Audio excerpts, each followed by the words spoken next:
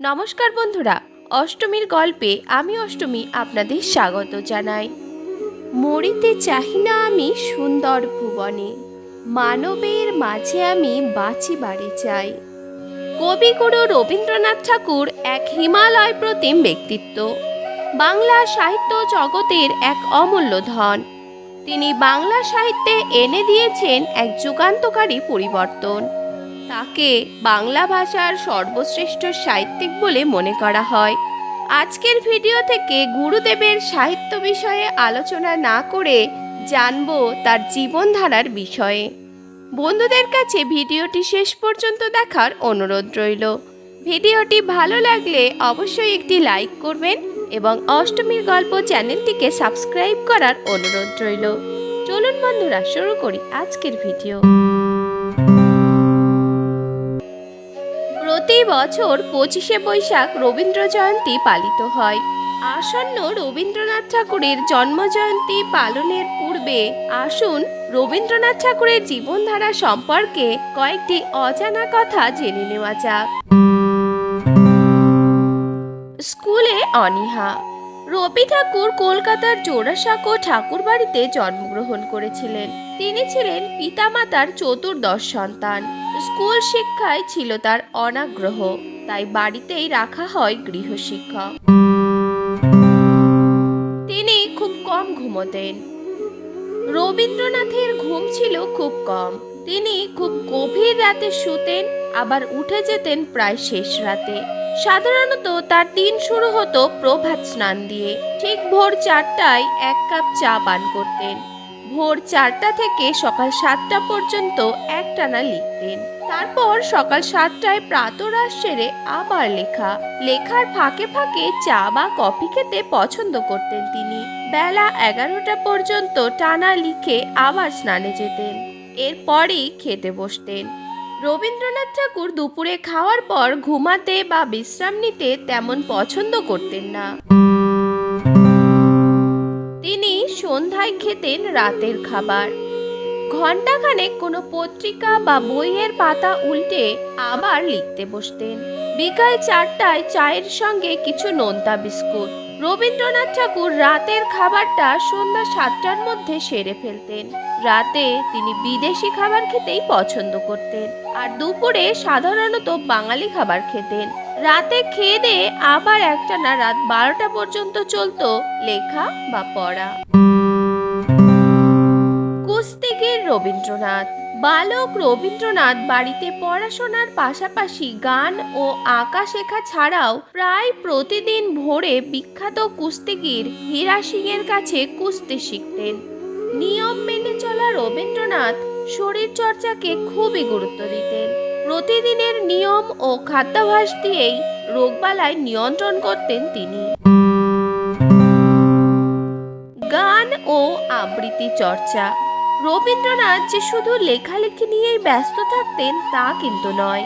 লেখালেখির পাশাপাশি গান, নাচ এবং অভিনয়ও তিনি সমান তালে চালিয়ে যেতেন।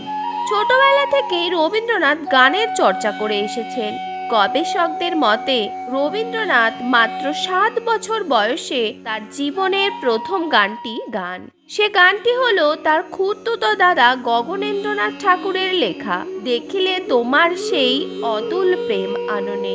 এই গানটি রবীন্দ্রনাথের গাওয়া প্রথম ডিস্ক বের হয় 1905 সালে।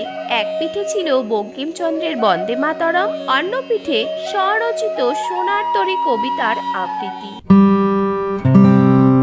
নৃত্য।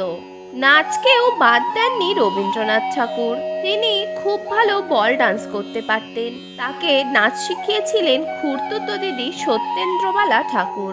রবীন্দ্রনাথ নানা দেশের নানা ধরনের নৃত্যশৈলী দেখে অনুপ্রাণিত হয়ে তার নিজস্ব নৃত্যশৈলীর জন্ম দিয়েছিলেন। তবে তিনি সবসময় বলতেন, নাচের টেকনিক যেন গানের ভাবকে ছাড়িয়ে না যায়। মঞ্চ অভিনেতা ছিলেন রবীন্দ্রনাথ ঠাকুর। রবীন্দ্রনাথ 16 বছর বয়সে জীবনের প্রথম মঞ্চ অভিনয় করেছিলেন। নিজের লেখা নাটকে প্রথম অভিনয় করেছিলেন বাল্মীকি প্রতিভায় বাল্মীকির ভূমিকায়।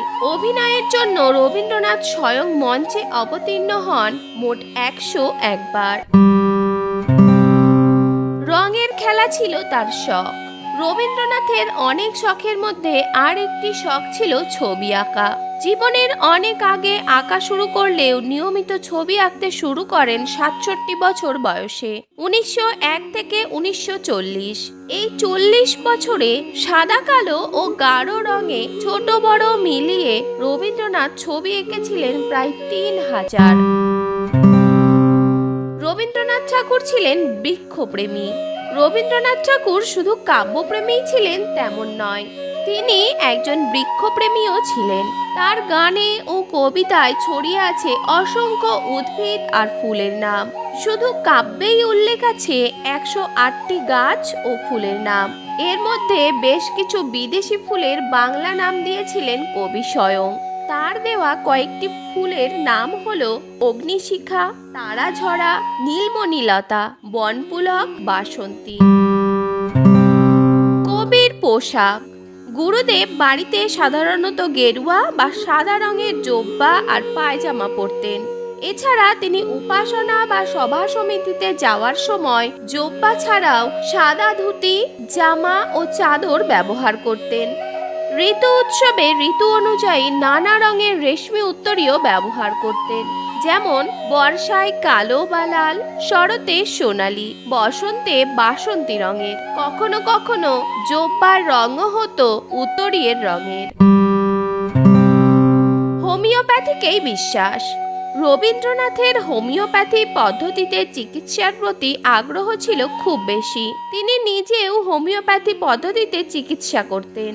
হেলথ কোঅপারেটিভ তৈরি করে চিকিৎসার ব্যবস্থা ভারতে রবীন্দ্রনাথই প্রথম চালু করেন।